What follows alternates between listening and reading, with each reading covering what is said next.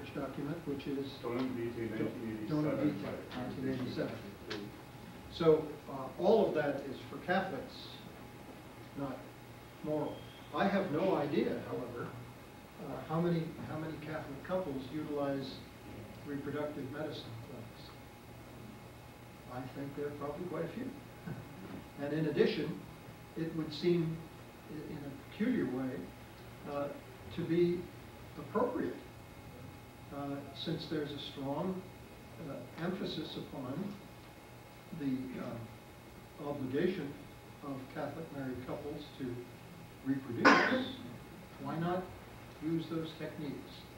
Oh, it's a peculiar, there's a peculiar tension there. And one thing about the development or evolution of thinking in any respect is the importance which contradiction has in getting thought moving ahead. So we may see a development in that respect. There is another aspect to it, though, that is beginning to be looked at, and that is neuroscience. Yes. And psychology also. And I'm involved with some of those things. And what I find most important from what I have been reading is the question, what does this do to the conceptus or concepta? Because it is not conceived as an act of love as it is anyway, not ordained or normal, natural. So and there are questions as to that. It's a very interesting question. It's not a question that I can imagine how one can answer it. Well, there's a lot of research that has been done about this, and many people, including myself, are convinced that the human being is conscious from very little way beyond what we can conceptualize. And so I go at this with a precautionary attitude that until we know, I'm very reluctant to say we should go ahead with assisted reproduction. Because even the word is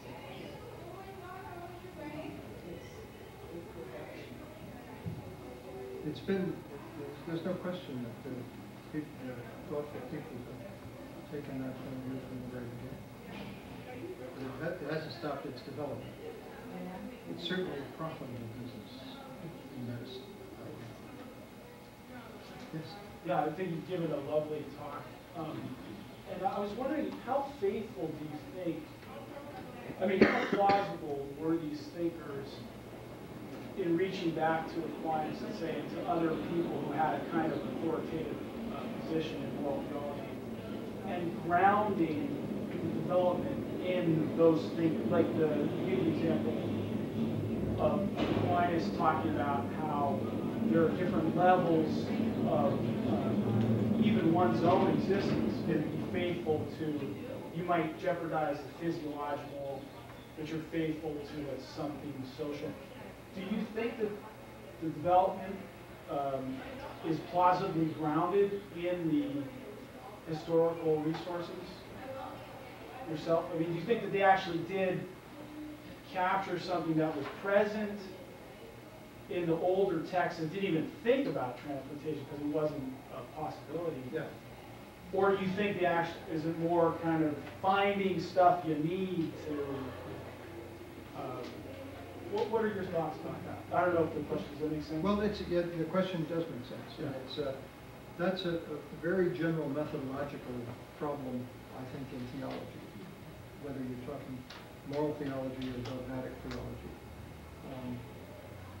The question of the interpretation of a new problem in relationship to a traditional discussion in which there may be no conception whatsoever of the kind of problem that you're dealing with right now.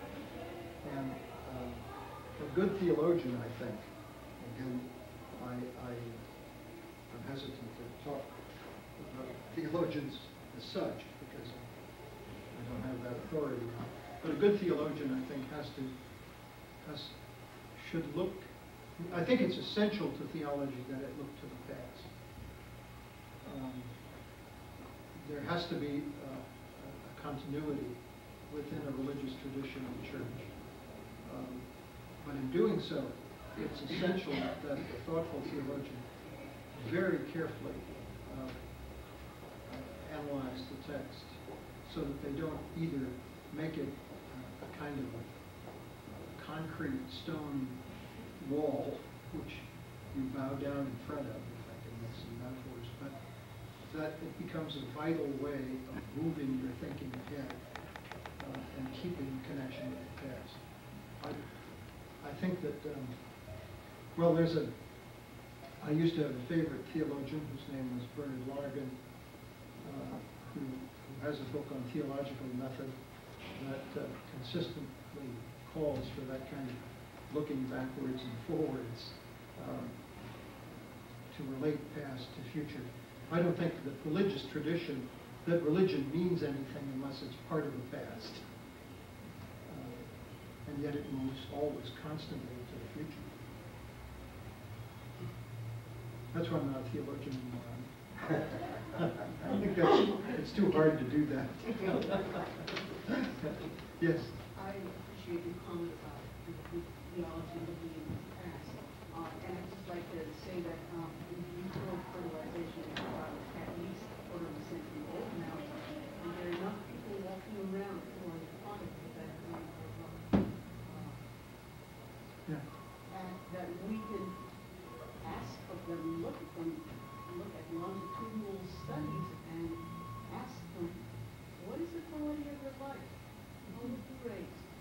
Just want to see this. There are very few studies of that. Nobody's interested in putting money into it.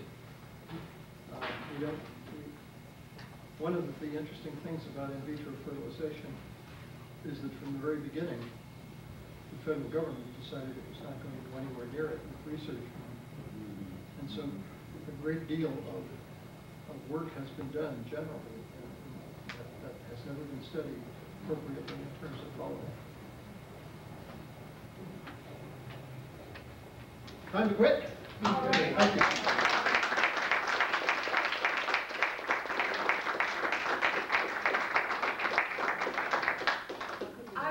To briefly thank you all for being here and alert you to the fact that we have one more lecture in this series on Tuesday, April 26th. Maura Ryan from the University of Notre Dame is going to be here on somewhat related topics. She's discussing whose holy grail, justice and healthcare in the age of genetics. So please join us for that. I've also put together a simple evaluation form. If you have a minute to fill this out and let us know if there are other topics you'd be interested in hearing about or speakers or any comments or suggestions you have for this series.